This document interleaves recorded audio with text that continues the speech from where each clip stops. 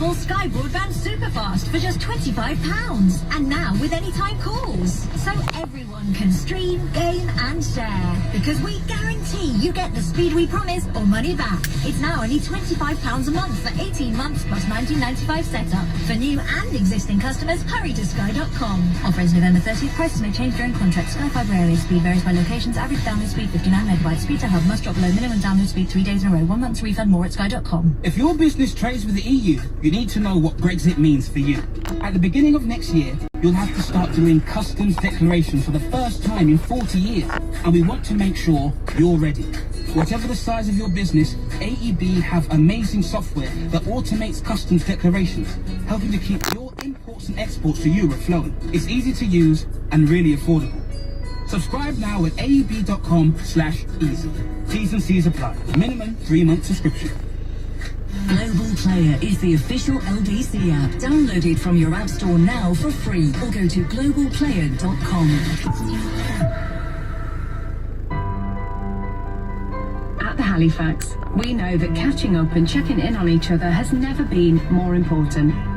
So this year, when our customers couldn't come into a Halifax branch, we picked up the phone and gave them a call. We've made over 250,000 wellbeing calls so far, and we'll keep checking in on our customers throughout the winter months, just to see if they're doing okay. Halifax, it's a people thing. Info Worried Breakfast on LBC. Call 0345 6060 973. This is obviously 9 minutes before 9. News breaking at this hour. The Duchess of Sussex, also known of course as Meghan Markle, has revealed she had a miscarriage in July. She's writing in the New York Times, "I knew as I clutched my firstborn child I was losing my second." Her article in the paper continues, "It was a July morning. It began as ordinarily as any other day. Make breakfast, feed the dogs, take vitamins, find that missing sock, pick up the rogue crayon that rolled under the table, throw my hair in a ponytail before getting my son from his crib. After changing his diaper, I felt a sharp cramp. The Duchess continues, "I dropped to the floor with him in my arms, humming a lullaby to keep us both calm. The cheerful tune, a stark contrast to my sense that something was not right. I knew as I clutched my firstborn child that I was losing my second. Hours later, I lay in a hospital bed holding my husband's hand," that is of course Prince Harry.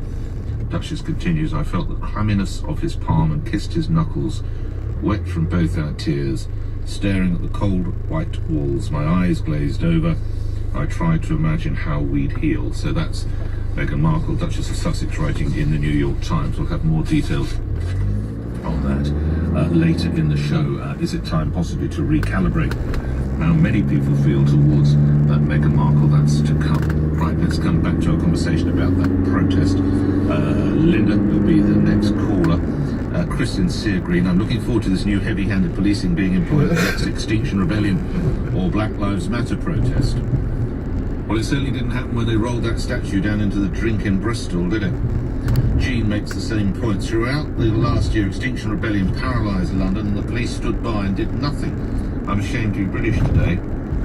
Sadly, you and me both. Linda in Time and Where on this. You're on the radio, Linda. What are you going to tell me? Good morning. Good morning, Nick. And yes, this really upset me because I'm always in full support of the police doing their job. I really am. But when I've seen videos in the past of marchers and thugs chasing in a London street, lots of our police being chased, and nothing was done or said about it. It was kept quiet. I've never seen it on the news, but I saw it on YouTube. And that's what we need. We don't want soft targets. You know, we want to be protected properly. Totally agree, Linda. Thank you for that. Mark in Sunbury, "Our politicians, academics and administrative class are using this to grab and hold as much power as possible." You're absolutely right, sir. They're now making their power so granular they can tell us, the stupid masses, what and when we eat, drink, work and travel. Democracy is under threat. Suzanne says, "A 70-year-old neighbour," you're assuming too much, "a 70-year-old neighbour with mental health issues attacked a police officer with boiling water You're assuming a 72-year-old woman can do no harm. You are wrong. Police don't know her age or whether she's got a knife or could buy. Well, I tell you what then, Suzanne, by your theory, just taser her instantly because she doesn't agree. Policing is, you try and explain and educate. You don't go in and enforce. You don't grab a 72-year-old woman with 4 officers and a total of 5 because you have a liaison officer as well. I promise you. David in Enfield on this. You're on the radio. Good morning. What the fuck is a liaison I'm officer? about the increasing hospitalisation of the police. You and me both. And I say that because, you know, when Extinction Rebellion closed down the West End, the police were joining in the celebration. Yep. And then when Black Lives Matter were running right on Downing Street, facing statues and doing criminal damage, I didn't see 4 or 5 policemen grabbing any demonstrators and taking them to a police van. So this is very concerning. Is it just an easy target for them in this instance, do you think? Well, there was another case in Trafalgar Square about a month ago. There was another demonstration, a peaceful demonstration to protest coroner's restrictions, and the police in that case sent in the riot squad, sent in the hard boys. And it was caught on film, and a lady as equally old as the one who was manhandled yesterday was actually punched to the ground by a riot policeman trying to incite problems. So, you know, I'm a great respecter of the police, but I think they're losing their way. I think this is all to do with sort of political influence. I wonder if it is political influence. It cannot be right what we're seeing. Thank you for that, David. Andy in Kent. 4 officers safely remove a female obstructing the highway after going through the 5-step appeal with her. Her right to protest is not the point, it's how she did it. We must maintain law and order, including removing obstructions. Do you realise what you're saying? 5 coppers with a 72-year-old woman. Andy, just think, we will never, ever get this back. It's like when they decided, do you remember, I know this wasn't police, it wasn't, but it speaks to the spirit of it, when they decided to fence in students in Manchester because they weren't behaving themselves. So they put fencing around them as if they were wild animals. Oh, because it's COVID. This is COVID, we can get it's COVID. 72-year-old woman nicked by 4 officers. COVID. Can do that because it's COVID. A woman arrested at a garden centre for taking her grandmother out for a cup of coffee. It's COVID. We can do this. It's COVID. Please, for the love of all that's holy, God Almighty. If you talk to Shamima Begum, Margaret's in Poplar. What do you want to tell me, Margaret? Good morning. Good morning. This young lady wants to come back here because she's living somewhere she doesn't want to be. When she was 15, she stole her sister's passport. That's something that you know you're doing, not something that you think you might do. Right. She knew what she was doing when she went there. She married somebody from ISIS, and when she was interviewed years later, she said that the people who died in Manchester and other places were necessary collateral. That's not someone who was suddenly brainwashed or anything like that. She knew what she was saying. She knows what she's doing. She wants to get back here. Yes, because she knows. I think it was about the casualties over in ISIS areas, Well, she was saying. But did you know everything you would... Just lastly, Mark, did you know everything that you were doing at 15? Yes, of course I did. You're not silly at 15 years old. Goodness me. And that lady who said she needs her mum, why didn't she need her mum when she was 15? She turned her back on her mum, and she turned her back on this country, and now back here. She doesn't deserve to be here. A British, someone who was born a British citizen, just effectively, I hate to use these words, but just rots in a camp in Syria, in Kurdistan or Syria, Kurd-controlled areas. I can't help where she is. She went to that camp. I don't know how she got to that camp. Maybe she was taken there. I don't know. But she wants to come back here because she knows that when she's over there, she's not getting all the houses, all the looking after. If she comes back here, you're right, she will never go. If she loses her appeal, she will never be sent away. You're right there. Margaret, thank you. Back to that protest. Steve in Surrey Hills. What I want to know about this lady, what was she protesting against? Well, bizarrely, it is believed COVID restrictions and possibly the vaccination, which, again, we must take the vaccination. There's nothing to be frightened of. But you're allowed to protest against it.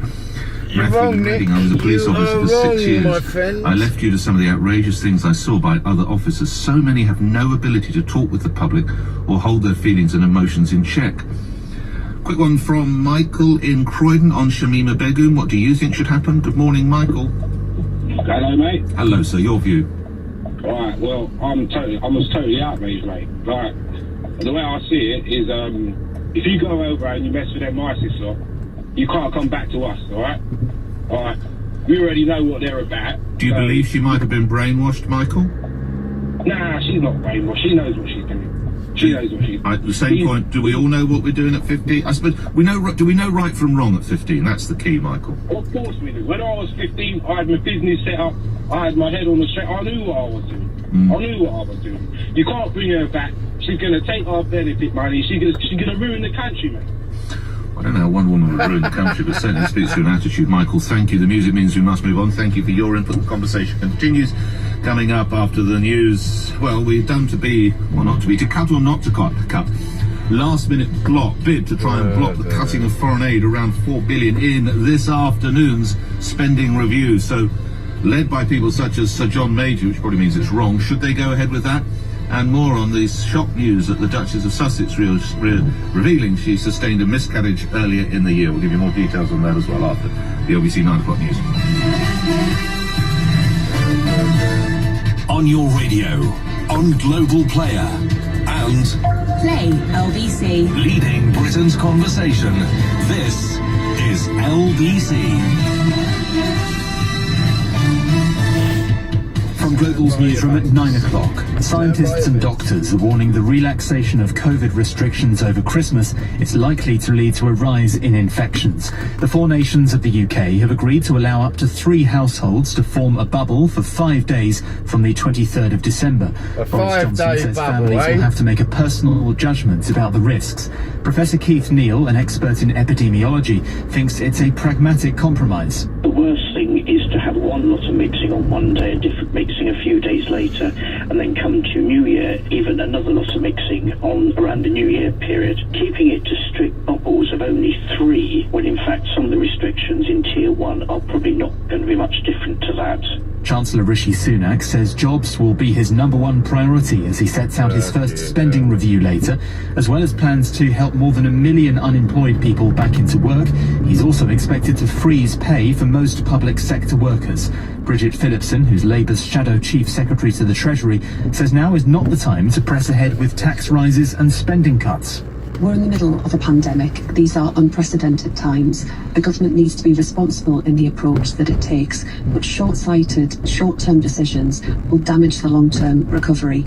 We know now, with the prospect of a vaccine in sight, that there is light at the end of the tunnel, but those kinds of short-term decisions will make the recovery more difficult. A report has found the UK spent an extra £10 billion in inflated prices for PPE at the height of the pandemic. The spending watchdog, the National Audit Office, has blamed an inadequate stockpile combined with a surge in demand for safety equipment. The Duchess of Sussex has revealed she had a miscarriage in July this year. Meghan has published an opinion piece for the New York Times in which she describes her experiences. She says losing a child means carrying an almost unbearable grief, experienced by many but talked about by few. It's claimed shoppers will still be spending billions of pounds this Christmas despite the hits to household incomes.